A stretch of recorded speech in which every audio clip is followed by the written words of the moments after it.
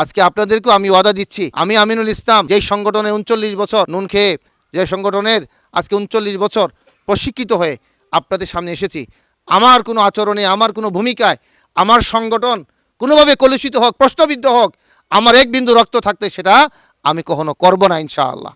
আপনাদেরকে আশ্বস্ত করতে চাই, আমাদের আমিরে জামাত বলেছেন আমরা দুর্নীতি করি না, করব না, করতেও দিব না। আপনারা দোয়া রাখবেন আপনাদেরই সন্তান হিসাবে আমি যাতে দায়িত্ব পেলে আগামী দিনে নির্বাচিত হলে 100% সৎ থেকে যাতে আপনাদের জন্য যা বরাদ্দ হবে আমি যেন পুঙ্খানুরূপে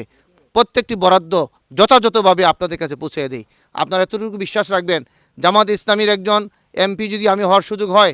পার্লামেন্টের মেম্বার হওয়ার সুযোগ হয়, আজকে আপনাদের রাস্তার জন্য যে বরাদ্দ হবে 10 কোটি টাকা বরাদ্দ হলে 10 কোটি টাকারই কাজ আমরা এখানেই সম্পাদন করব ইনশাআল্লাহ। 10 কোটি টাকা কাজ করার পরে যদি কোনো কাজ বাকি থাকে আমরা বলবো না প্রজেক্টটা ফেরত নেন, আমরা আমাদের দলীয় ফান্ড থেকে বাকি টাকা খরচ করে আপনাদের প্রত্যেকটি উন্নয়নকে আমরা সমাধান করে দিব ইনশাআল্লাহ।